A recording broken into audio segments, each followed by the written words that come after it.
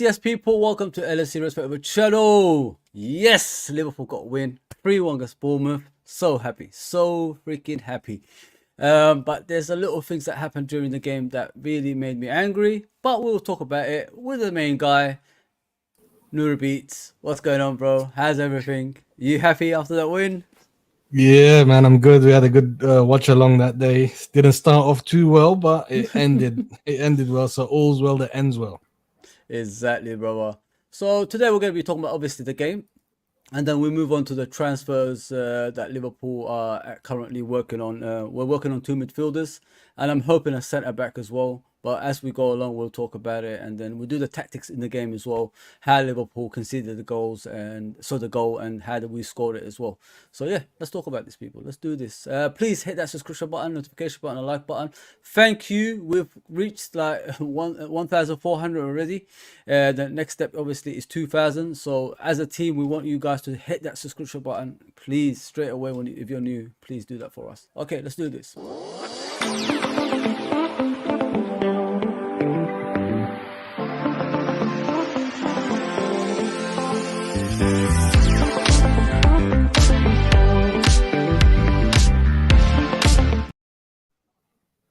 So Liverpool Football Club win 3-1 against Bournemouth. It was a strange old game. I mean, we started off badly as we've been doing recently. I don't know why we're starting off like that. Some of our passes were going astray, and it didn't look good. Beats. Well, what did you make out of it? Because we was doing the watch along obviously together, and we was angry at times, we was happy at times, but after that goal, I thought we calmed down and came to our own. But what did you think? What did you make out the start of the game, mate? Was it that bad, or am I over exaggerating it? No, it was like basically a lack of focus in the beginning. Yeah. You would like the first 10 to 15 minutes that you put a team under pressure, make them make mistakes, put the crowd against them. Yeah. However, we was just making the issues like our own issues where we would miscontrol stuff.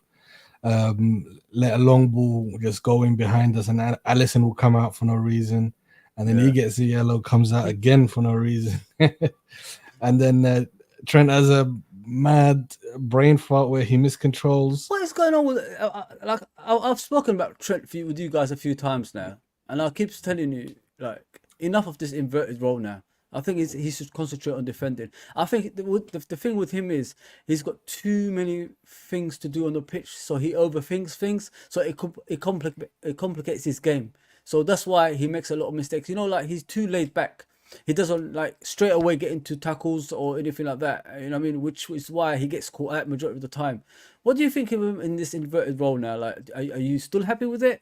Or do you think like he should go back to his normal position while, like, you got Szoboszlai who's running up and down that side helping him out now? You know what I mean? Because he didn't have that before.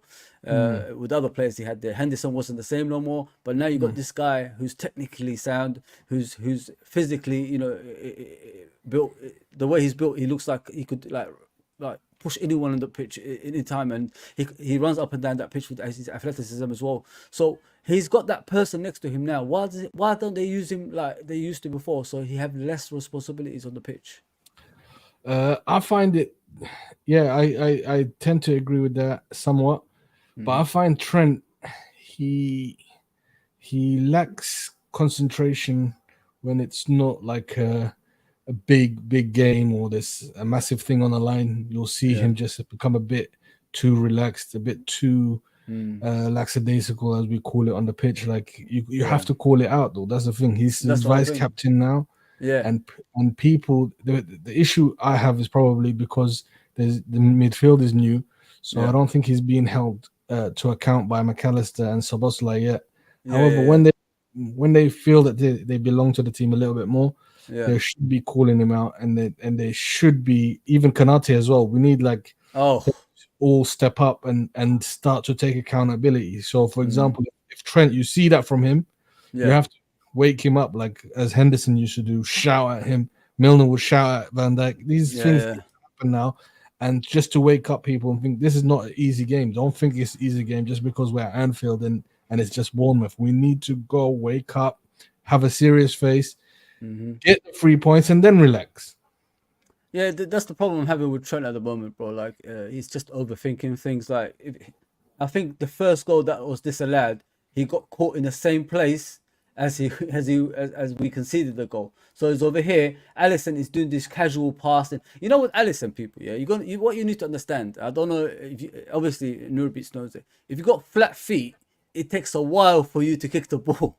So with Alisson, like you see him, he's moving up and down before he kicks the ball. He doesn't do it straight away. So he's not very good at things like that. And he needs to like understand it's better kicking the ball away. What do you think of his kicking ability, Nurbeats? Like, because it takes too long for him to kick the ball. Hence why other teams get opportunities, bro. Yeah, you see, this is sometimes I don't like it when he just dilly dallies as well on the ball. The thing is, even if he's not being pressed, yeah, the issue is that you have is he'll have the same issue as Trent. He'll become a bit too relaxed if he's not being pressed. However, even if he's not like being pressed, just pass it on to the next one, recycle the ball, get those players moving, and then it will keep you as well occupied and thinking anything can happen now. A man could move like for an opportunity for me to give it a long ball, or an opportunity can happen for the other team where they just slowly coming towards us, and that's how the press happens. Is usually they creep because we're holding on to the ball a bit too much, and they close down all the options, and then he panics a little bit, and then that's when the disaster usually happens. So I think we should just be moving that ball around, even if there's no options. Pass it between you and Van Dijk about 3 or 4 times, between you and Kanate 3 or 4 times, because it keeps you on your toes. Yeah, exactly, mate. Because like when Trent goes inside like this, don't forget they got a fullback the other team as well. So the midfield know he's gonna get the ball here. So Solanke was obviously constantly giving these two problems in the game. So these little gaps they were using to get to Trent. So as soon as he got the ball, this person got the ball, and then they scored the first goal, which was disallowed. So with me, I rather just go there. Like, why is it so hard for the player to go there? Let McAllister, who's more composed, who's more better under pressure, get the ball. So you know what McAllister does normally? He turns with the ball and he goes this way. You know what I mean? He turns one way or the other. That's what I like about him, and he's so calm on the ball. Hence why in the World Cup, Messi wanted him in the team. Messi vouched for him to stay in the team. You know what I mean? So it shows how much trust they have on him.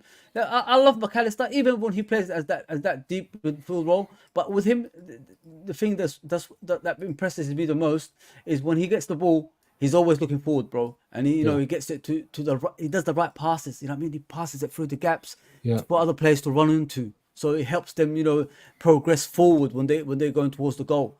But with Trent, this inverted role is no longer needed, in my opinion. Because he makes his game complicated, and he makes the whole team game complicated. Because every single time I look at Alisson and Van Dijk, they're looking for him. They don't even look for Konate because they know Konate can't control the ball. So they avoid Konate. So they try to look for him in that place. But let's get back what we used to do before, man. Him and Robertson bumming down on the left and the right and getting crosses in the box for Jota. Jota's good in the air. He needs the ball in the box for him to score goals. That's what he's all about. You know what I mean? Because you look at Jota, everybody's asking why isn't he in the game? He's not about possession keeping. He's not all about things like that. You know what I mean? He's more of running direct to the ball sometimes and putting the ball in the back of the net. That's what he's all about. And this is where you need Trent to be, getting the ball in the box on a regular basis. Not over here trying to play a long ball from deep when the likes of McAllister and Szoboszlai can do that for him anyway. It's just it's a mess all round, man. We're making our game complicated. Hence why the likes of Bournemouth, I say, people, are coming to Anfield and playing like that. They come from a small stadium. They're not supposed to be coming to Anfield and playing like that. But before you answer these questions, let me get back to the chat. Abdul says, big up all. Thank you, Abdul. Much appreciated, brother. The wife says, give us more signs of FG. JK is back in the house. He says, bless, bro. You never walk alone. Thank you for coming on, brother. John Conway, as always, big up, brother. Thank Big you up. very much. Shuttle vibes. Oh, damn. Um, yes, they're speaking to each other. Let me get back to the comments. How the one say? Justin says that I'm worried for Newcastle game, guys, with no proper DM. Endo is not cutting it for me. Oh, I think we're speaking too soon about Endo. We'll talk about him as we go along. Obviously, he made his debut, as you all are aware. I think he came on too soon, like maybe the last 20 minutes of the game, but we had a sending off in it, so we'll talk about it as we go along. So going forward, bro, like what's your starting lineup if you look at this formation? You know what I mean? Because I'm starting to wonder, like, if we're going to be continuing with these three in the middle. Obviously, we're going to talk about him in a minute. Does Endo come into this picture or not? Yeah, I was impressed with his debut. To be honest, he's like, you know, when he's receiving the ball from the centre backs, the goalkeeper, whatever, he's safe. He's not someone that's looking to go forward too early. So I think we need that, someone to just recycle the ball as we go, and then once we pass halfway line, then I think personally, if Trent is gonna invert, he should invert. Then once we've passed the halfway line and he's got the whole pitch. The view of the whole pitch, like where the attackers are, everything. But because he lacks one fundamental skill that top midfielders usually have, is that ability to scan the pitch before you receive the ball. And Trent usually lacks that, and he lacks that defensively as well. I've seen him like fall asleep and not look around before, like in the back post, someone is always there, and he sometimes falls asleep. So that's his game. That's his limitation. It's not like it's nothing major we can do about it. All we could do is just try and make sure that those around him, I keep reminding him, look, turn, face up, look around. So, but Endo, he'll keep it simple. And what I loved about him, he does that. He looks behind him constantly. He's always constantly looking around, who's around him, who might steal the ball, who might nick the ball. So, yeah, I would 100% bring Endo back in for a start against Newcastle. And have the formation. I would swap Szoboszlai to go on the left, to be honest. That's what only I said, because he could cut in and shoot from there. You know, exactly. Some shots on him. Like, I kept on saying that, but everybody's telling me McAllister should play left. No, the reason why I say McAllister should play right is because he's not going to bomb on like Szoboszlai. He hasn't got the legs to go on, and so Trent, if Trent does decide to go beyond him, you got McAllister as a insurance policy who dropped back.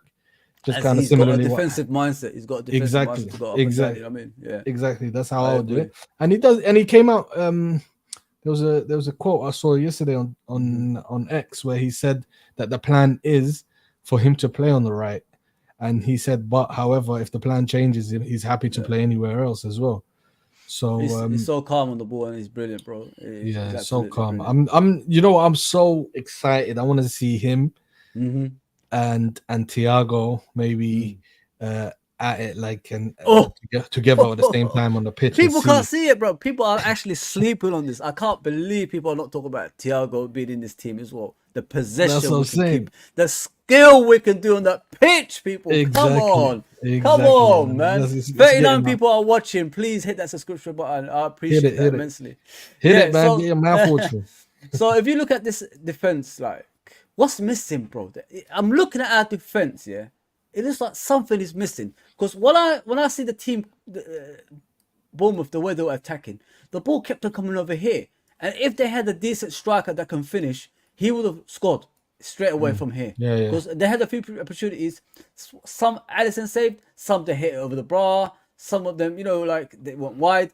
But if they had a decent striker, if we like Newcastle, for example, next weekend, they will score those chances. Let's be honest here. Those chances are going to be put away if we give it opportunities there. But what worries me, bro, is when Van Dijk's here, Konate is a bit further away because he has to worry about the gap at the back here. There's always that space that's open. Obviously, that midfield is here, but he's occupied with other players coming towards him, if you know what I mean. What angers me is when he's that far out, the ball comes here in this space here, bro. In this space here. So normally, you'll get someone here to block off the actual passes going towards the middle. But I thought over the weekend, the ball was too many times over here. And on another day, they would have scored a lot of goals, in my opinion, bro. What do you think of that, man? Yeah, man, I think it's passive. We were seeing them as they do the build-up play, the Liverpool wingers, midfielders Yeah. will be very, very passive and not closing down players and allowing them to, pick out their passes and go into spaces that they wanted to. And I remember I pointed that to you during the live stream. I was like, look, Diaz there just letting the runners go because number one, he's tired. Number two, he's not thinking that. And that's why we need the defensive players to be operating and talking to them and saying, look, follow that man. And sometimes, like it happened a lot last season where we're very, very passive. We're just watching the guy that's on the ball. Yeah. And just watching him have the ball. Why are you watching him have the ball? Push him into a corner, block off away, and then push him into like in the corner flag or down the line. However, we don't do that. We watch them and then they get into their space. And how many times have they crossed it back in? And then lucky Bournemouth didn't have their shooting boots on and they shot over a few times. And even Jackson had the same chance to get for Chelsea. Down that byline, don't let anyone come down that byline. That's the key, man. That's what worries me, when the ball's here, because Trent is too busy being here somewhere. I see him all over the pitch. I think, bro, just keep a shape. When we haven't got the ball, keep the shape so they don't go past us. So you find him here, and then this winger is free. He's always free in the wing. So when they go in the wing, they go all the way down, cross the ball in, and anyone can just header it in if it's a good team and score a goal. That's why I keep telling people, we need to be careful how we're playing here.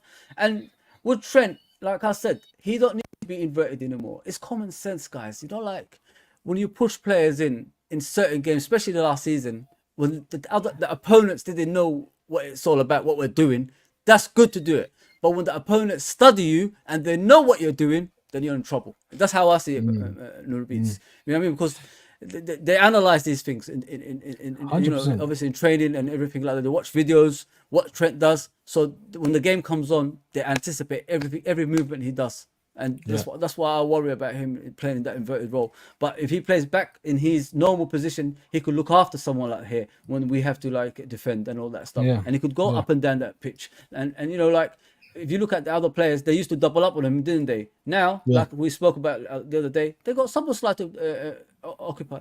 Sorry, Szoboszlai to look after. They got Gakpo to look after, or McAllister when he goes there, and then McAllister in the middle. So these players are already occupied with other people. That's what I keep saying. And then like it frees these guys up. These two will be free to go up and get their crosses in like they used to. Play those crossfield passes, to each other like they used to do back in the day as well. They don't. To me, it's just too complicated playing this inverted role. You can play it if the team you're facing is weak. You know what I mean? Then the bottom half or something like that. But what do you think what I just said, bro? No, I agree. That's why I think Trent has to take it upon himself when to invert and when not to. There has to be like he has to understand when he should and when he shouldn't. When he should take advantage of the wings and when he sees space in the middle that he can take advantage of and go in there and be that extra man when he needs to. So he has to learn when to do it and when not to do it. It's not obligatory for him to be going in there as soon as we win the ball. I see him all the time now. He just jogs into that midfield position. Yeah, like he's Steven Gerrard or something like that. You're a right back. You're not Steven Gerrard. You're a right back. You're supposed to be here. Yeah, but I think that's what the manager needs to look at now, in the upcoming games. So let's move on to the other players. I'll talk about the red card in a minute, but do you think that Gakpo improved from the Chelsea game? Do you think he's getting used to that position now, like running up and down, helping out the defense as well as the attack? I know that's not his role. He's eventually going to be here, as in certain games. But do you like him playing in midfield? Is he improving in that position? I still think he's got the forward mentality in that midfield. What he tends to do is hold up when the ball is passed into him, he'll hold it up, kind of like a striker that would has got a defender behind him and hold it up and then just pass it back after a while. However, in that situation, your body language or your body stance needs to change. You need to open up so the field. You've got the rest of the field, and then I'm thinking he's lacking that a little bit. Yeah, no, but don't get me wrong, he's really, really good at turning. from a position where he's facing a goal and then turning. However, in midfield, you've got an issue where you've got 2 or 3 bodies around you. So if you do it, you can get caught easily. However, I think he had a more solid game this time around. It's just that we needed a little bit more. How would I put it? A little bit more positional awareness. Positional sense, sense, awareness, like for him to understand that area. I like him in midfield. I don't mind him because with him, what I like about him, when he gets the ball, like you said, he goes everywhere with it, and he's got powerful runs from midfield. But as I alerted to earlier, people, when we got the ball in these positions, Trent should be the one that's coming up here and crossing that ball in. So the likes of Gakpo and Jota and Diaz could attack the ball. This guy, what is he, 6'4", 6'3", something like that. So he's good in the air anyway. So you'll give more problems to the team to score goals. If you know what I mean, there'll be more people in the box. This is how I see him when he plays in that like number 8 role. He'll be the one attacking and getting the goals from midfield as well. I mean, from time to time if he plays in that position. So, but we're missing the crosses from the wings. I mean, because one is playing as a free centre back at times. And the other one is playing up here, all over the place. So we got no shape. You know what I mean? We're all over the place. I hope the tactics is good, guys. I hope you like what I'm saying, and we could improve obviously as we go along. So if we go back to the way we used to be, now we've got the personnel. I think we'll win more games than we draw or lose, in my opinion. You saw as well, like remember we was getting like frustrated when we had the ball. And then the ball goes into a Gakpo or goes into a Szoboszlai, and they're doing the first time passing. Yeah. And then we'll just lose it, and then we're we're like defending the transition. Yeah. Traditional midfielders with regards to Gakpo, a traditional midfielder would not try and pass a first time around him, like behind him. Do you see? Yeah. Like a blind first time ball. Exactly. Diaz did it quite a bit. He would actually hold it and then either drive into that space or pass it square for someone that's in a better position. And with Diaz, like a lot of people have been complaining about him. You know, the way he's been playing. Like I alerted to in our previous streams and all that stuff. I was just honest as it can get. I said he was injured. I mean, he needed time to recover from that serious injury he had. We rushed him a few times, and he kept on going off. But now, can we see the best coming out of him? That's 2-2 now. That's 2-2. With him, people wanted him to be like Mane, scoring goals from midfield. He's doing that. What's the next steps? Do you think to build a relationship with Robertson? Him and Robertson need to build a relationship that when we're defending, he needs to go and back him up, like in certain areas, like Mane used to do back in the day. Yeah. So they have that free over here to block off crosses. Crosses coming into the box, because I think there's more crosses in the box I've ever seen in my life with Liverpool Football Club at the moment, people. There's 50 people watching. Please hit that subscription button, notification button, like button. We're on the road to 2,000. So, them three being there, it will block off any chances of the other teams going to the wing and getting crosses in, because that's what we struggle with at the end of the day. But do you think with him, he needs to improve in that, like helping out Robertson? Yeah, he gets. Don't get me wrong. He gets back into that position. However, it looks like he just gets back into that position just to bring a body there. He's not really trying to pressure the team away from those areas. He's basically just sitting there square. And you never be square on, like you've been taught as a kid. If you're defending, you never be square on, because you can't really maneuver well when they go behind, like either side of you. You won't be able to maneuver well. If he's side on and his body language is pushing him, pushing the opponent wide towards the touchline, that's really good, because then he can also cover Robertson. If Robertson gets beaten, he can literally cover around and then win the ball. So he needs to learn that. It takes a lot of stamina, because I don't think he's got like a high stamina threshold like Mane did. Mane could do that constantly until the 91st minute. Mm-hmm. He tends to tire around the 75th minute. So then that's when we should be making changes and get someone that's got a little bit more fresh legs. We've got the options. We should be able to do that. Yeah, you could play Gakpo there. You could play Jota there. You could play Nunez there. It's endless. Even McAllister can play there. Yeah. Szoboszlai can play there. So everybody can play on the left. You know what I mean? We've got more options than ever before, and that's what I'm impressed with. Even Curtis Jones, isn't it? He was a winger, but he first started at Liverpool, so he could even play there. Exactly. So we have got options, you know, in the wings if we need it. Harvey Elliott, it looks like he's going to be backing up Salah now. When he comes on as a substitute, he backs up Salah at the time. This is his opportunity. I think this is his breakthrough season. If he doesn't impress, I think we need to start thinking about Harvey Elliott's future at Liverpool, in my opinion. JK says Endu will have a week training behind him. And his biggest test is the Newcastle game, where he will definitely start. 100%, bro.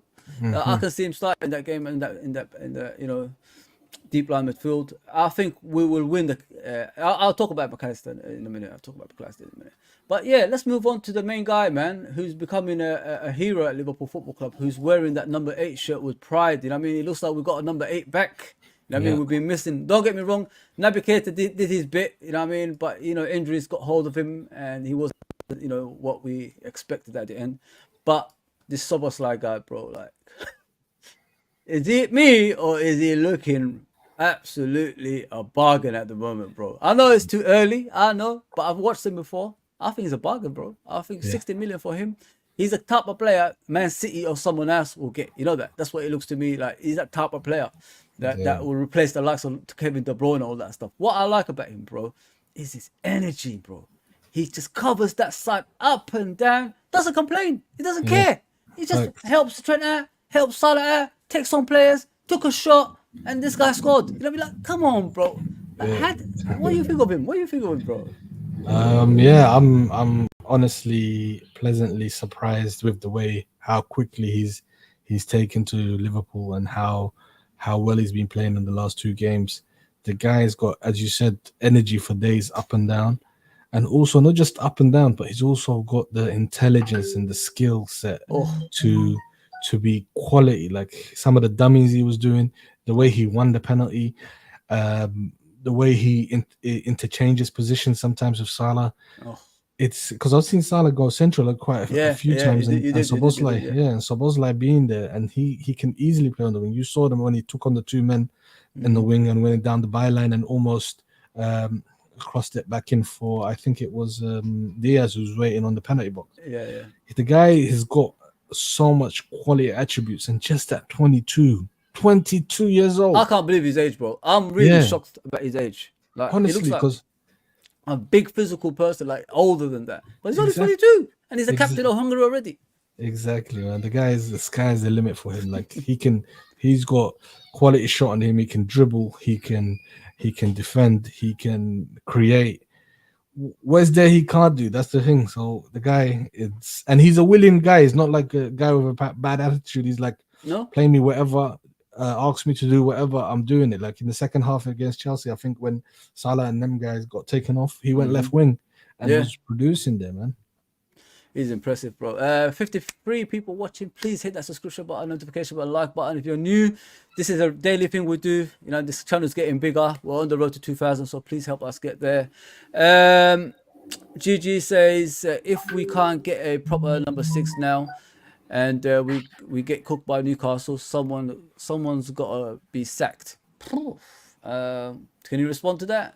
I think it's the manager. I think that's what... Yeah, it's a bit too early. Let's see what Newcastle's got for us, and then we can discuss, like, you know, because it's gonna be only the 3rd game, guys. We need to relax. I know we've got like a PTSD with regards to last season, but let's see. I think when these guys start to get to know each other, gel a little bit more, you'll see probably around Christmas time, hopefully there's no injuries, that these guys start to click and then go on from January.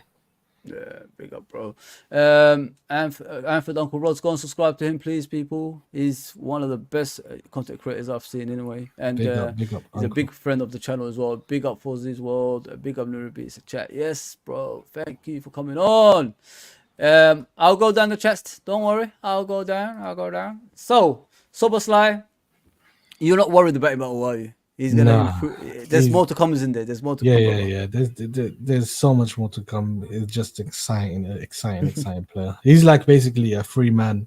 Can play midfield, can play the wings, and I think perhaps he can even play up front. Yeah, 100%, brother. So his partner in crime that we signed with, obviously, he's playing in a different role than we expected. Once he moves down here, what more like what do you expect from him, bro? Like as a player, is he gonna bring us like out of the midfield with like progressive passes, like doing through balls for the players that can run? Is he gonna offer more than what he's doing at the moment? Do you think like once he gets to that Yeah, position? yeah, 100%. I think he's going to bring the calmness into that final third that we're lacking a little bit right now. He's going to bring, like, he'll slow it down when he needs to. He'll pass it back when he needs to, and he'll keep that ball rotating, and until we find a good opportunity, then he'll pass a through ball or a long ball into Salah or something Very like that. intelligent, isn't he? Very intelligent, and he's good. People don't understand. He's a good dribbler as well. These two here, these two here will complement each other, guys. I'm telling you right now, people are sleeping on these two in midfield. They are what we need. I mean, they are energetic. They're full of like, you know, quality. And not only quality, they are team players. That's what I like about them. They're willing to do what the boss is telling them to do. You know, I've always said that about Liverpool Football Club. The issues we used to have in the past is we used to buy players that don't want to take instructions. You know what I mean? They want to do what they want to do in the pitch. But these guys are willing to sacrifice their game in order for the team to get even better. That's what I like about them. And they have that attitude. If you look at this guy in the World Cup, McAllister, the way he plays for Argentina, like I said, Messi said he has to play in order for us to win the World Cup. That's how highly Messi rates this guy. And then we've got this guy. Everybody's sleeping on him. And we saw him the other day. He can do a lot of damage in that midfield. Number 8, man. He's got the Gerrard number. So look forward. Look forward to the future, man. It's going to be fantastic. I can see Gakpo playing here in the future. Obviously, he's going to play that role with Firmino used to play. What I like about Gakpo, he comes deep as well, like Firmino. So he helps out this triangle here. So he helps them out, in the defensive side of things as well. And then we got, the likes of Darwin Nunez to come in if we need an out and out number 9. It depends on the game, isn't it? It depends on the game. Exactly. Yeah, if you want the ball over the top, running into, and you get Darwin Nunez scoring the goals. That's how it's gonna be with him in the team. So I'm liking what I'm seeing, but it's just that little bit we have to like fill in, which is another defensive midfielder as well as a centre back as well. So we could do both. I'll be very, very, very happy. So if you, in an ideal world, Nura Beats, who's your starting lineup? Because my starting lineup, let me show you. If we don't get the players that we want, is it's like this. Really, this is what I want to see. Do you see it any different to that?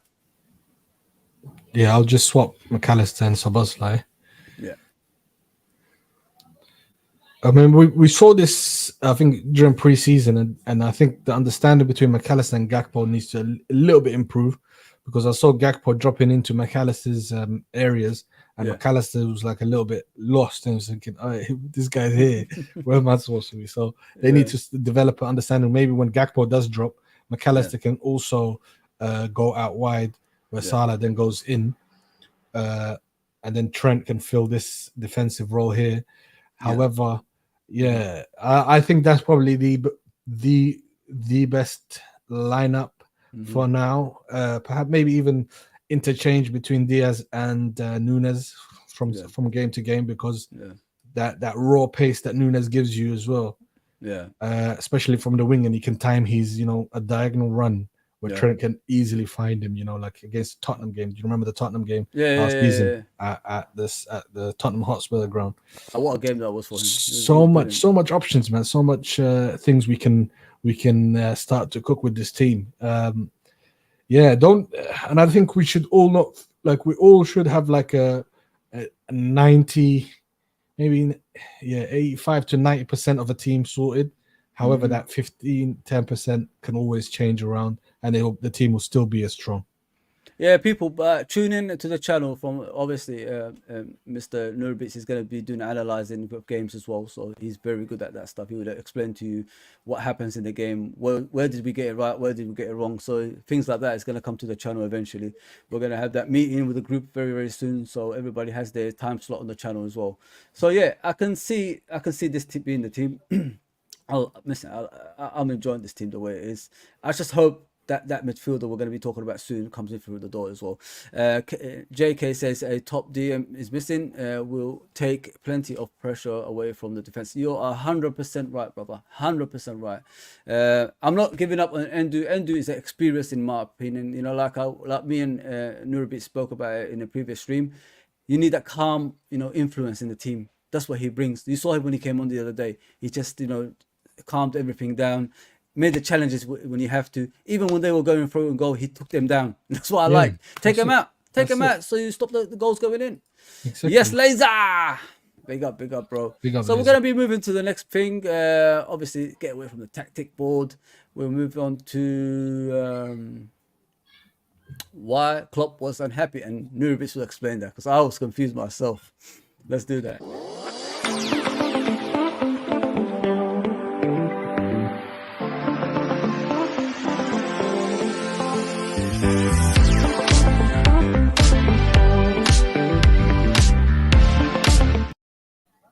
Why was Klopp unhappy, bro? Like, what's happened with him? Like, it looked like he was unhappy with something, and I'm a bit confused. It's unlike Klopp, you know what I mean? But what was the real reason why he was unhappy, bro? Okay, so the incident was when they started singing Klopp's song where I'm so glad Jurgen is read that song, and in the middle of the game, and then he shouted, "Don't effing sing that song!" And so the history of it was, do you remember the game against Tottenham where we were winning 3-0? That song became prominent. The team started to relax, and Tottenham came back into it. And is that okay? Good. Yeah, it became 3-3. Yeah, and then when it became 3-3, and then luckily Jota scored a last-minute winner, and Klopp came out after that game and said, "Listen, I don't like that song being sang during the game." Because it's got a feeling and a vibe that the game is done. So this might be transmitted into the players. So he goes, it's better that you sing songs about them. So I think he got frustrated that message wasn't picked up by the home support, and so they started singing that song again. And so he's like Klopp is like the granddad that always tells you the truth, never like holds back. He can't hold back whatever he's thinking, so he just says it at the time, and then so it's nothing like where he's against the fans or he's angry. He's just frustrated, especially with that start. I could tell that start that we had was probably like frustrating him, and it was itching him, and it was getting on his nerves. So the next thing that will set him off is one of those you don't want to talk to your dad or brother when they're irritated. You don't want to ask them, can I have some money or whatever? Because that the answer was what it's going to be. And it's not because of you. It's because that they're just feeling frustration at that time. So it's best that we stay away from Klopp whenever he is like that. Get that like up, people. Get that likes up and get that subscription up as well. I appreciate it for joining us today. I hope you enjoyed this as well. Justin says Thiago will play 3 games and be out for 30 games. It's time. It's time to move on from him. I'm no longer fussed about him. I don't know, man. I think it's that luxury now. He could play the luxury role that we bought him for originally, and then we'll see where we could go from there. Just give the guy a chance. The most important thing about Thiago, he's a world-renowned player, and he could have left for more money going to Saudi, but he said to the manager, "You know what? Give me a chance. Let me prove myself, and let's give me obviously the opportunity to play again and see how we go this season." So, listen.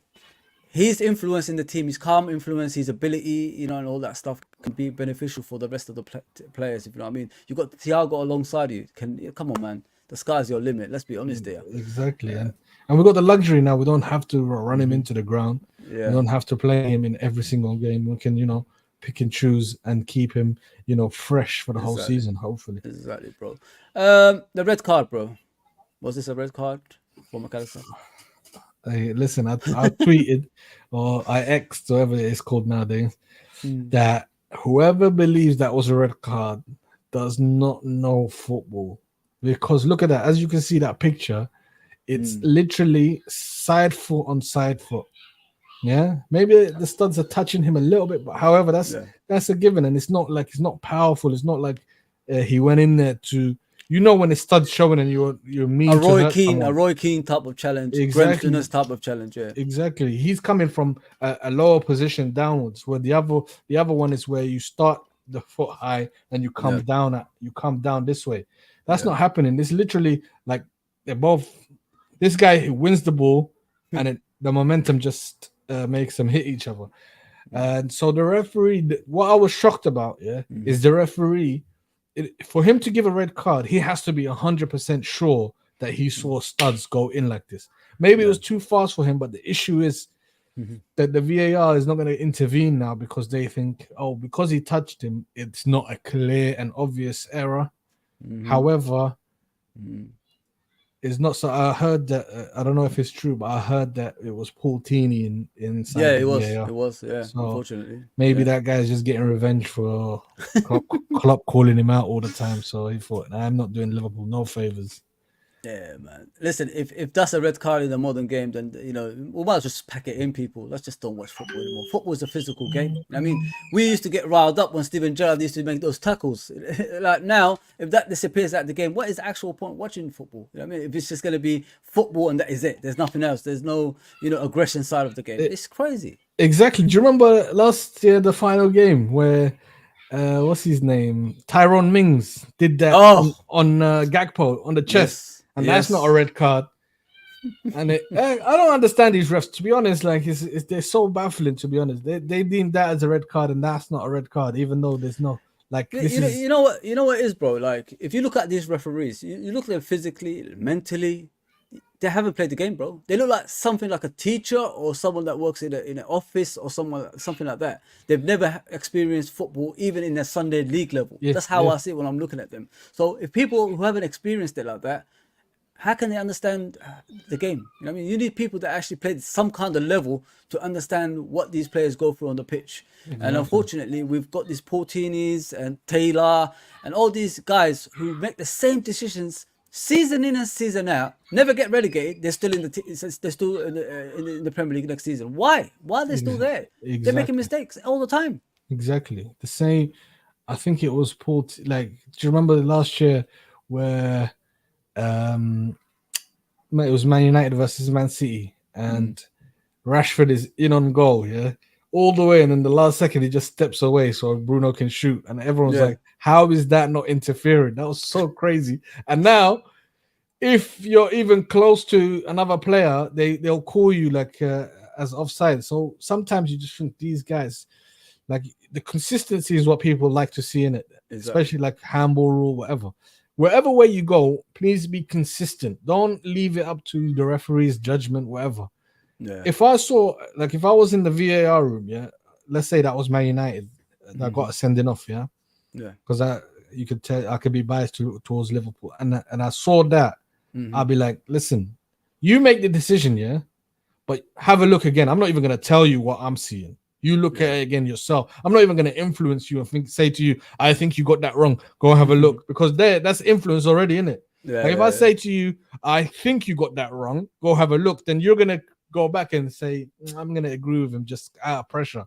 He said that I should go look. But if I said to you, nah, go have a look.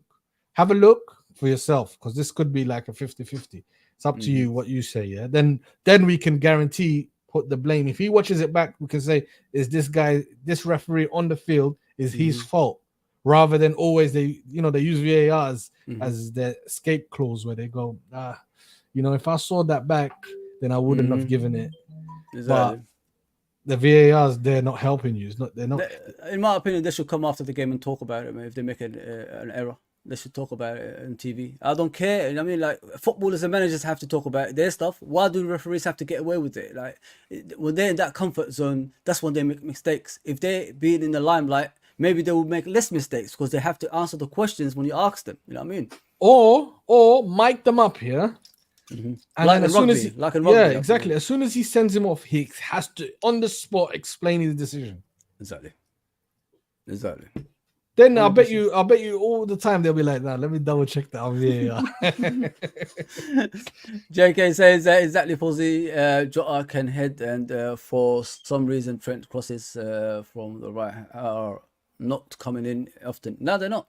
they've gone. They disappeared. That's why I said this inverted role has taken a lot out of Trent's, game, and he's just playing from deep all the way to the front, and it's not good enough, man. I'm sorry, it's not good enough. We need to get back to basics and do what we used to do before in order for us to win these games in a way. So let's move on to the next one, which is this one here.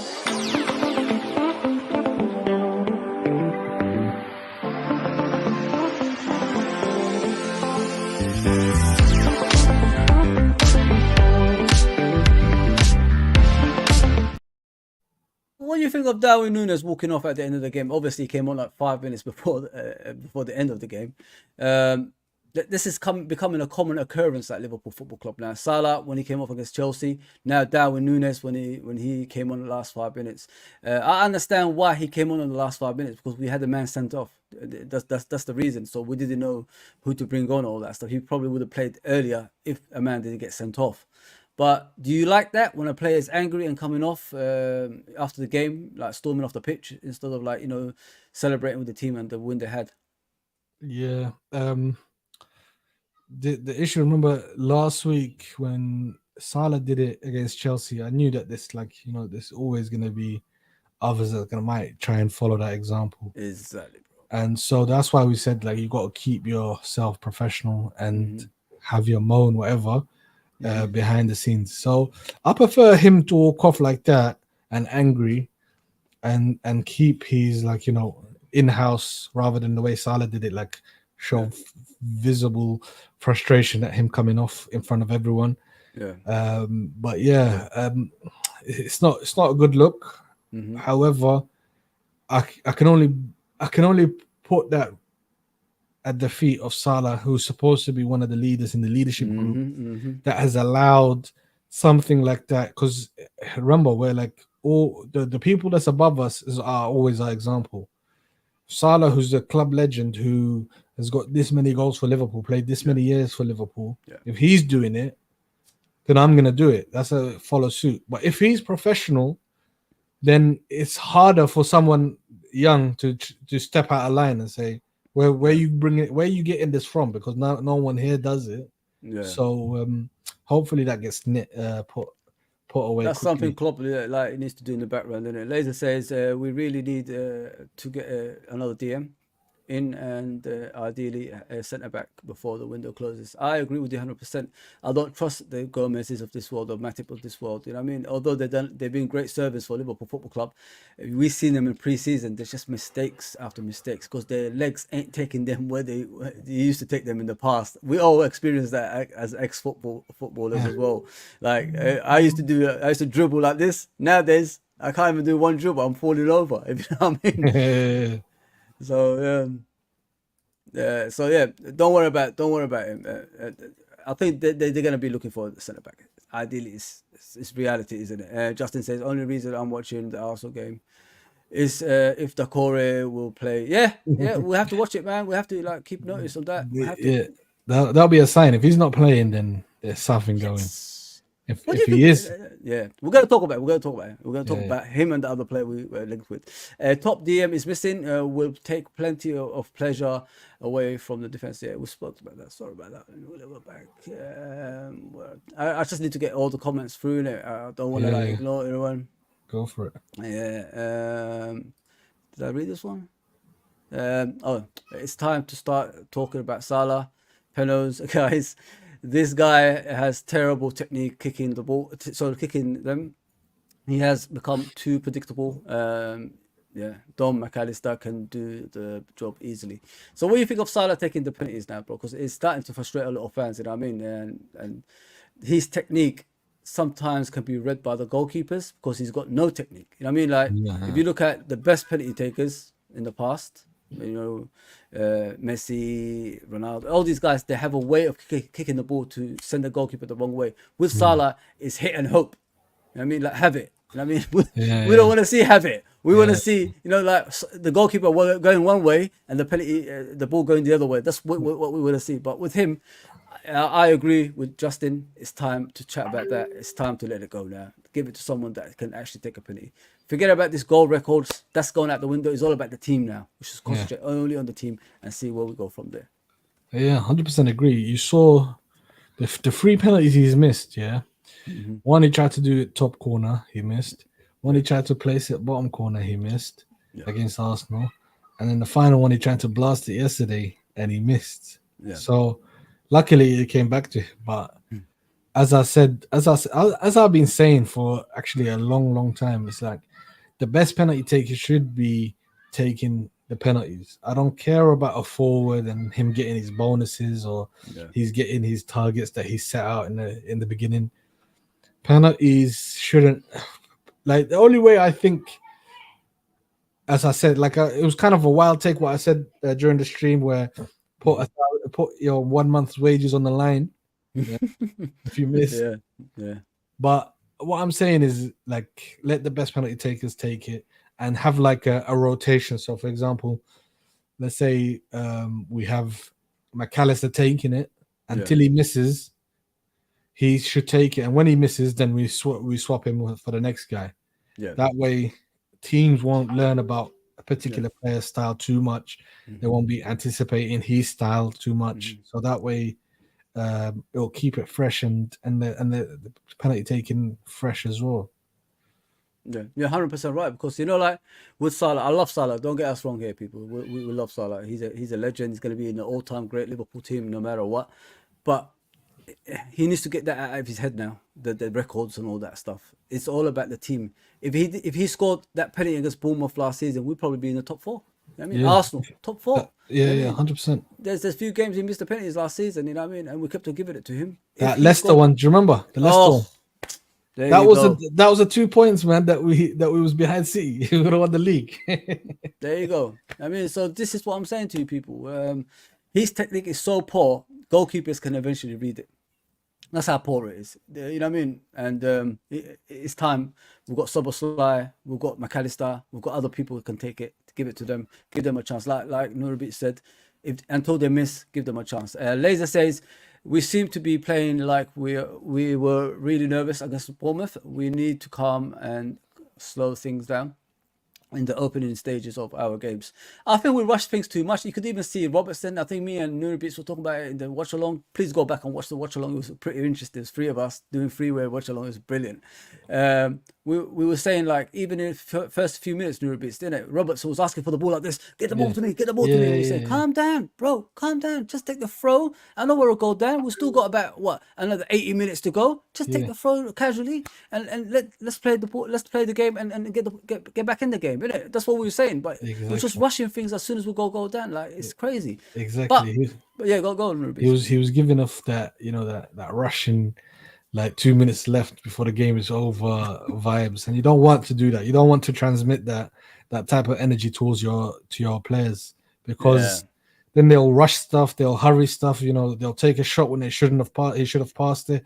He'll pass it when he should have shot. It'll be weird. So you have to calm that situation down. And Robertson being one of the leaders, he should know, like, with experience. Let's calm it down. That should be the little young kids that's trying to get back into it after straight away. But you should calm it down, man. We've got time. Let's go. We'll take it easy. Spot on, bro. Over 52 people watching. Please hit that subscription button, notification button, and like button. Wild Dead Wolf says, big up, guys. Man, this guy's great, man. He comes on every time now and he likes us. So thank you for coming on and subscribing to us. Trudon says, Gakpo ain't a midfielder. I don't know. This is your manager, mate. You know what I mean? He could turn strikers into midfielders. We've seen it before. You know what I mean? We've seen it before. So let's move on from the game. We're going to end the show very soon. And please do this for us. I appreciate that immensely. Hit the subscription button, notification button, and all that stuff. And, like, share, subscribe, and comment as well. I always put up the comments if you guys want me to as well. Yeah, so we're going to move on to the next one, which is the transfer. And these 2 players will be linked to people. 2 players. 1 Dutch and 1 from Mali.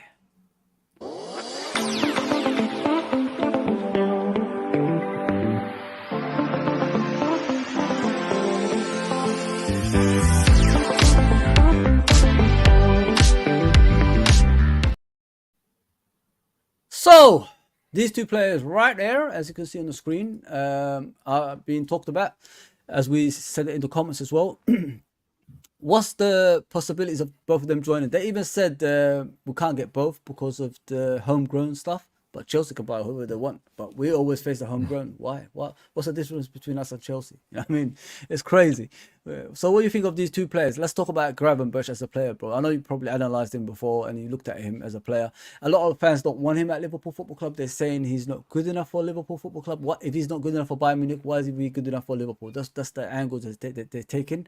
I like him. I think he could improve under Klopp. He's only 21 as well. People don't forget that he's got a bright future ahead of him. He could complement the likes of McAllister and Szoboszlai in that midfield as well, and he probably can play number 6. So what I'm trying to say is, if there's pressure coming off the bench for those players, their performances will be elevated, to a higher level, so they don't lose their spot in the team. But what do you think of Gravenberch, bro?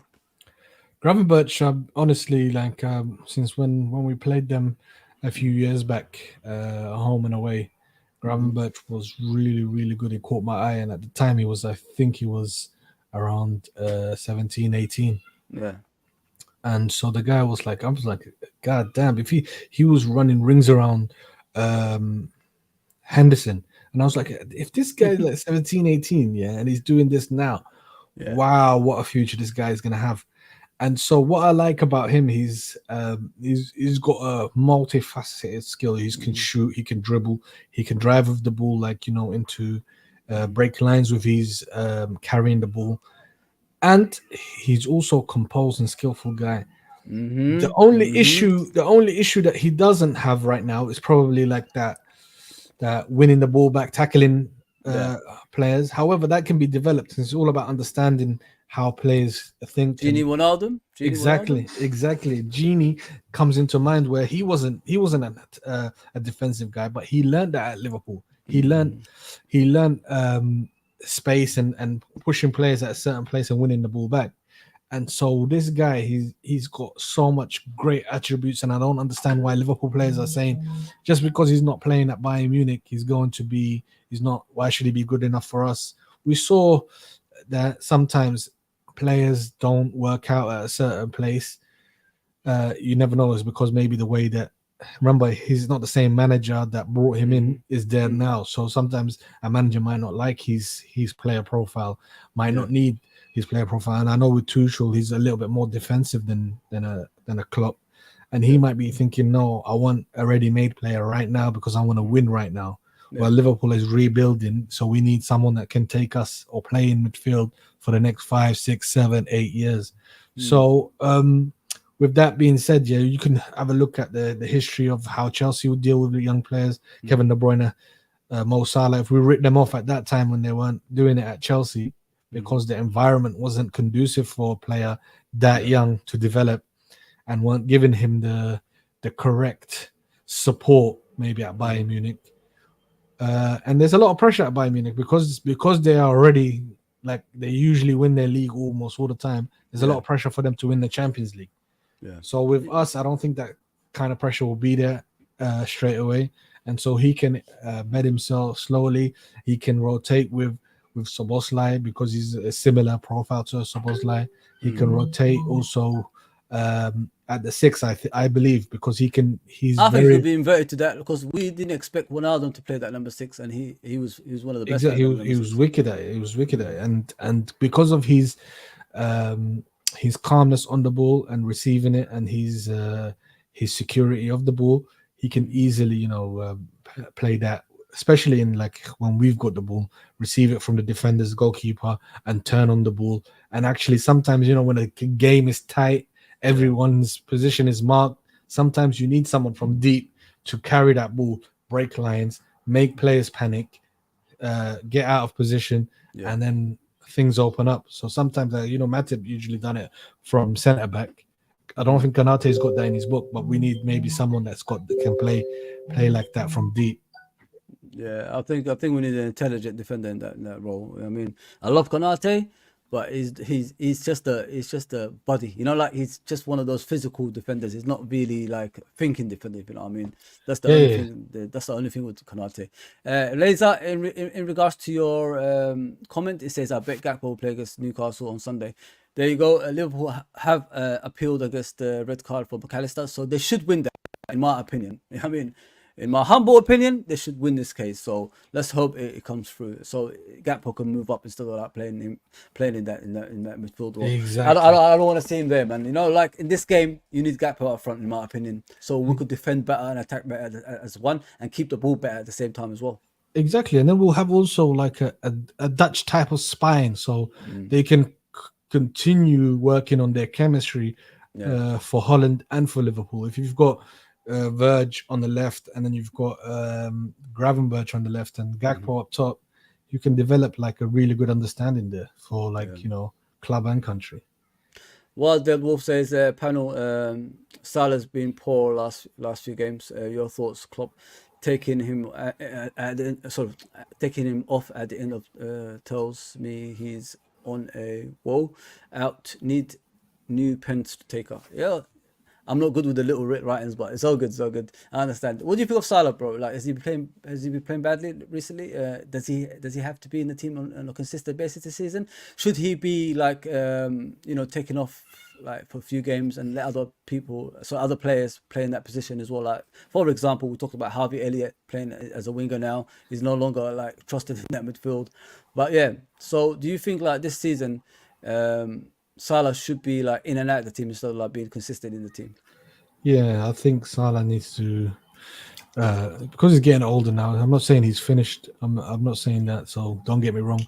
What I'm saying is that perhaps he can't finish games as on the same level as he used to.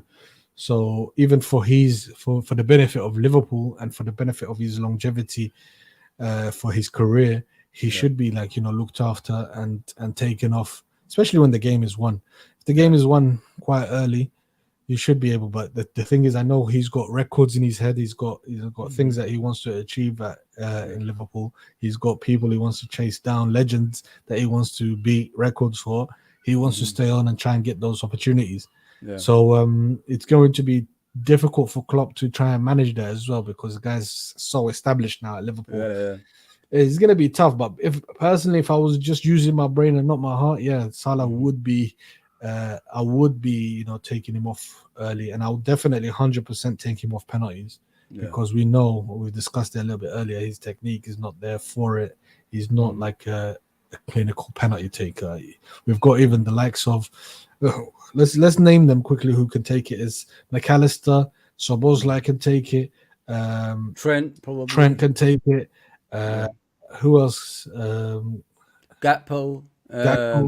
Jota, we've seen him take a few. He hasn't missed any.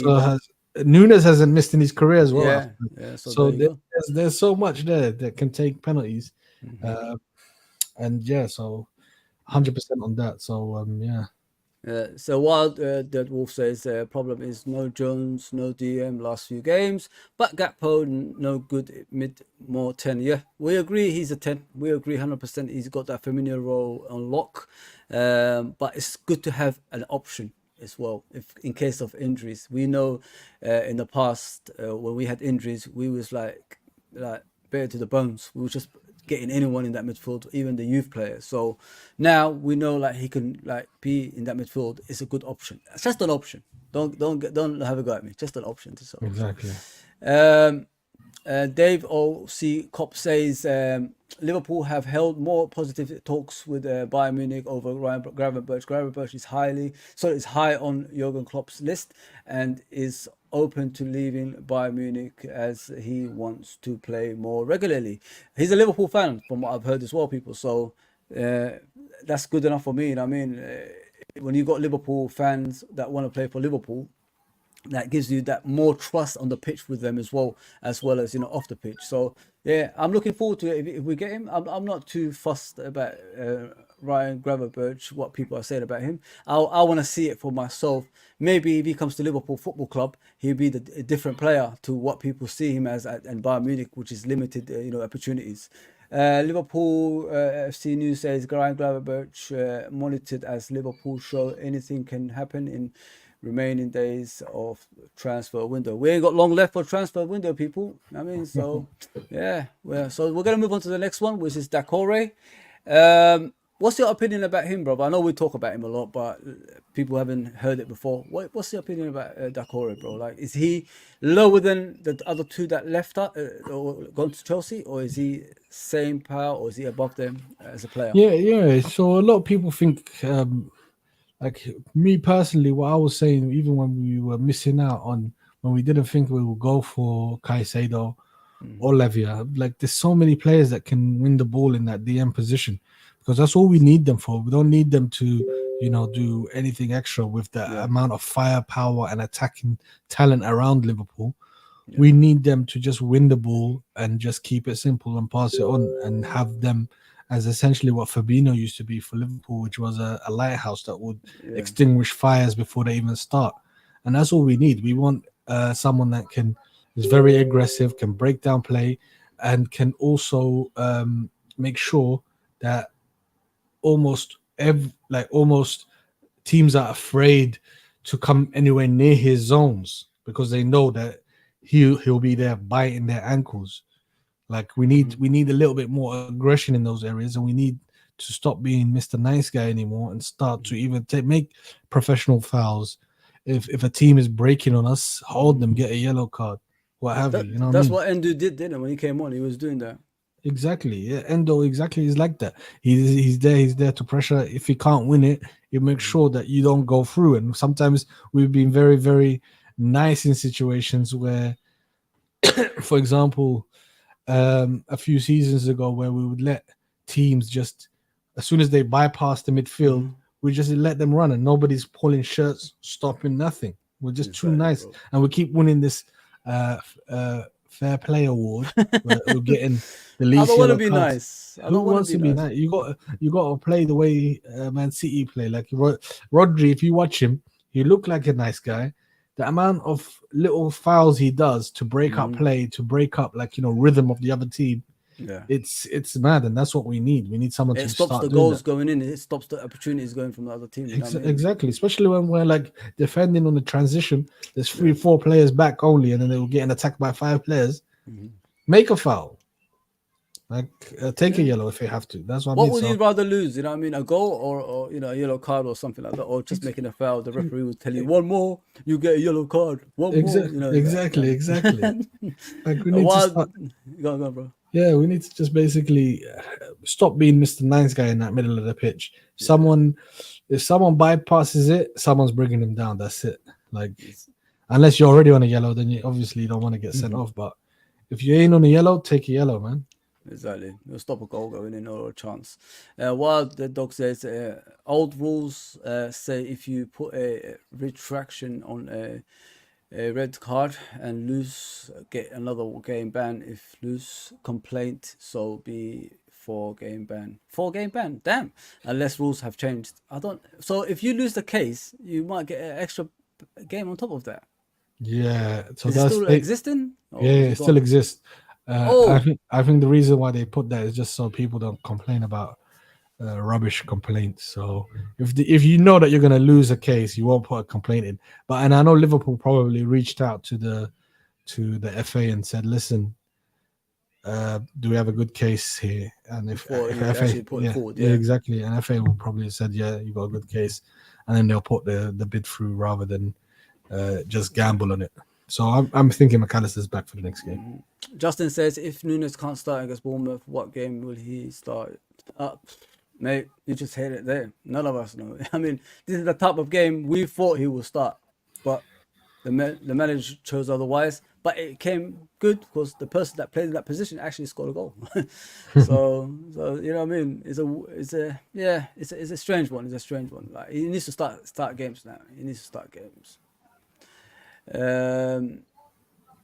Hassi, is it Hassi? How do you say it? Neither CDM. We all know. We've been saying it for a while. Endo, Jones, if fit, Souls, midfield. Oh, both of them. Nice. So, as people can see on the actual screen, before I go on, it says Liverpool have held talks with Crystal Palace for the signing of Cheick Doucouré. Talks also held for the signing of Ryan Gravenberch, according to Simon Jones. Doucouré is Liverpool's primary midfield target once a fee can be agreed with Crystal Palace. I think Crystal Palace want about 75 million. Liverpool want to pay around the 50 mark, from what I know. So if they come an agreement to that, I think we hit the jackpot if we get the 50 million through the door, in my opinion. So before we move on, we're nearly finished, people. We're nearly finished. Sorry. We'll read the comments as well. Let's see if there's any more. That's it, really. That's all gone. In regards to this guy, what was his debut like for you, bro? Endo, I liked him, man. He just brought a little bit of a bite into that defensive midfield role. We even saw him win a ball and start off like a counter attack for us, and we was really, really good. I liked him, and I'm just watching him carefully. As I said, there's some of the technical skills that he's got, where he's always looking around him to see who's around him, what pressures are there around him. Much like Thiago. If you watch Thiago, he's literally constantly scanning the whole pitch to see who's behind him, who's not, who's close to him, what passes can I make. And so if Endo's got that ability, he'll 100% feel safe whenever he starts. And the drop off is not hopefully going to be big. He's a guy that's always there, that's just going to try. And obviously you saw him with playing for us with 10 men. He thrived, man. He thrived. And if he can play that in a 2, imagine playing in a 3, where he's going to have a lot more people and a lot more options. 100%. Wild Dead Wolf says, we have 2 DMs, Endo and Basic. He's back from injury, so also Jones back, Thiago soon. Yeah, we've got a lot of players, man. The options are there, bro. The options are there, but we still need strength and depth. We don't want to go to a game like we did at Chelsea and have that bench that we saw. That was just, I was just shocked when I saw that, honest to God. I think we need to improve onto that. Yeah, people, let me just go through the comments. Obviously, he's responding to each other. GH says, I'm worried about Newcastle. Listen, both teams have to do something in that game. Let's be honest, dude. I mean, they have to win their game at home. We have to go win it away at home. They have to come out, and we have to go the other way as well. So I don't expect Newcastle to play deep line defending. I think they're going to come out and try to play the game. This is what we're going to hit them on the counter attack and get some more goals that way. We always do well at St James's Park, you know what I mean? Because Newcastle's crowd don't want a negative football. They want their team to play football, you know what I mean? So I'm worried to a certain extent, but we could do better. 100%. What do you think of that Newcastle game before we go, bro? Excited, man. It's just another. In the beginning of the season, I always believed that you should just be in and around the place. Like, don't lose too many points. Get as many points as you can, because it's building chemistry in the beginning part.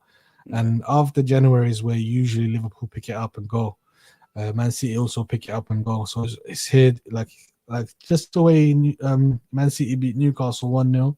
Yeah, it was a tough game. It was it'll be a tough game. It's just that we just need to make sure that we're a tough team to play against again. And if we do that, I think, we saw when we won the league that year, I was never worried about a team breaching our defense, because we were very tough. Maybe we'll give a chance away, 1 chance a game. But other than that, I knew that we'll be solid enough and teams will find it difficult to break us down. So hopefully we try and get that back. Once we see that, then you see the attack that we've got, that array of firepower. 100%, brother. Do you think that high line should drop back a couple of yards? Do you think that we're too high? Like, we still think like Van Dijk's got that blistering pace, and so is Konate. Do you think like teams get behind us because the high line is just too far up the pitch? Yeah, I don't think we should drop, but I think we should pressure that ball. So what happens is, and this is why we miss a little bit Mane, because he did not, as soon as we lost the ball, or let's say the team is building up, he's not letting anyone rest on the ball, able to scan. We saw it during preseason. You saw that Kim, who had the ball from his defense, had all the time in the world to pick that pass. If you're going to play a high line and allow players to pick passes, then we're dead.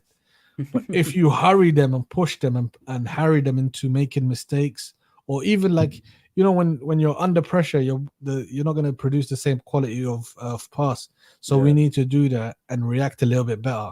And hopefully it's there. I can see the energy is there. The energy is much better than last season's energy. Mm-hmm.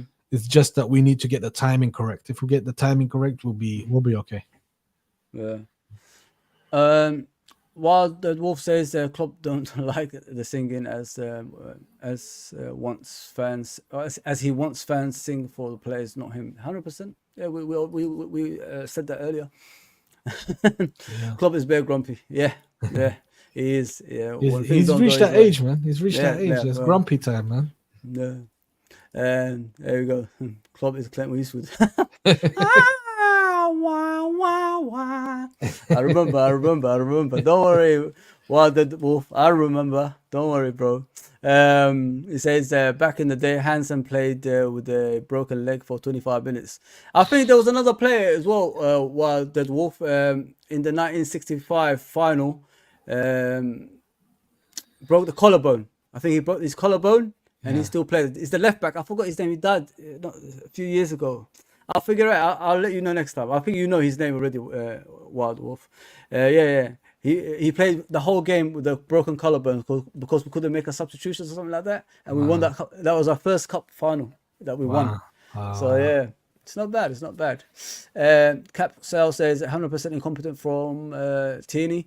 Blah blah blah blah. Yeah, it's true. I don't want to read the last bit, but it's true. That's funny. Let's see what Justin's saying. Justin says English refereeing is not about consistency. It's about guaranteeing certain teams to, the top position in the league. As I said, LG, I don't know, league. LG, the league. Sorry, in the league every season. VR made it easier for them. 100%. You're right. The thing with these referees, brother, they like we discussed earlier, me and Neurobeats, they're just not good enough, bro. They're just not good enough. They haven't played the game. If you look at them physically, they look like the type of people that's never even touched a ball. You know what I mean? They just got lucky, training as a referee, and then they're passing the test of a referee. But if you haven't played the game and don't understand the game, how it works, then, this is the decisions you're going to get as we get in week out. And it's always the same refs. That's the most annoying part of it. It's always the same refs. And it's getting to the point, we had enough, man. Had enough. Yeah. And you could read that one, bro. See what it's saying. I'll check out. So, if that's the case, would you respect your wife asking a friend tells her, no, your husband is wrong? You wouldn't respect that. What's that regarding? I don't know if he's talking about us. I can't respond because is it towards us or are you talking about someone else? No, it says, so if that's the case, what's the comment above him? Maybe he's talking to someone else. Let's check. This is it the English referees? That's what you're talking about? Or? No. I don't know. We'll come back to it. Yeah. What are you saying? What do you mean, Wilded Wolf? Say it again. Yeah. Hang on, let's go back to this one. It says, why people keep saying Mackay Pence, he's out, bro. 3 games, give it Szoboszlai. With McAllister, we don't know. They're appealing against that, so he could actually, take penalties, if you know what I mean. Yeah. Yeah, so hopefully he'll be back in there. Pen stats is every misleading too. If Mane had pens when he was here, he would have been our top scorer. I don't know. Do you think pen is it misleading? The penalty stats. Pen. I don't think Mane is good at pens either, but yeah, it's misleading as in like if you get depending on how many penalties you generate a season. If Liverpool get 10 penalties a season, it's only one taker. Yeah, 10 goals is massive. It can take you from 10 to 20. Yeah, take you from 20 to 30. So it can mislead it, but only if there's a volume of pens. Yeah, 100%. Sad, I think it's just them. What's the latest development or about the transfer to Liverpool? That Cheick Doucouré and Ryan Gravenberch. If you watch back, you'll see we was discussing this earlier. Both of the players, their clubs are talking to Liverpool, so we'll hear more developments as it comes along. And then if it breaks, we'll bring it to you straight away. All right, bro. Where can people find you, man? There's so many comments I have to go through, but I apologize if I haven't got to everyone. Let's see what it says. Tony says with the red card appeals, it depends on if the FA think it's a justified appeal or how do you say that? Flippant. Flippant appeal. What does flippant mean? I don't even know that. Flippant means basically like you know that it's a rubbish appeal here. You know that that's a foul or whatever. You're like just appealing for the sake of it. Okay. You know, so then they'll just throw that out and give you an extra game. Okay. Well, we'll see in it. We'll see. We appealed, as far as I know. Maybe things will change as we go along. Yeah, that's us done, mate. Where can people find you, of course? Wicked. Yeah, you guys can find me on Norbeats Football Analysis on my YouTube channel. Go there, subscribe, and get me to 1,000 subs. I appreciate it. Yes, and you can also find me on Twitter, or what's it called? X now. Sorry, I can't even call it Twitter anymore. It's called X. Crazy, find me on X at Norbeats as well. There it is. It's on the screen. So go for it, guys. And we can have intellectual and also, you know, some banter from time to time. But I like to discuss things rationally. And if people have really good points, I love it. People got me thinking of other points that I didn't really consider. I love it as well. So come over and we can discuss. Much appreciated, brother. Yes, people. Let me just read out a few comments before I go. You guys have been brilliant. You guys have been brilliant. I gotta be real. Thank you for coming on. I hope you like the channel, the way we present it as well.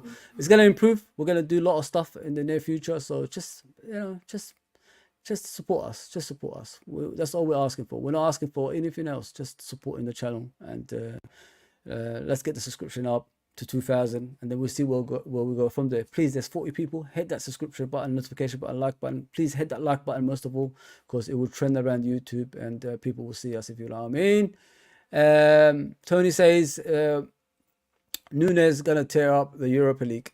I hope so. You know what I mean? He's got the opportunity now, brother. So he should be tearing it up and you know, turning those doubters to believers. That's what he needs to do. That's what all I could say about him at the moment. Yeah. Before we go, let's listen to. So let's read Wild the Wolves. Hit the likes on the way out. Like, share, and subscribe. Thank you, sir. Thank you. Need to go back to work. Just woke up after 7 o'clock shift.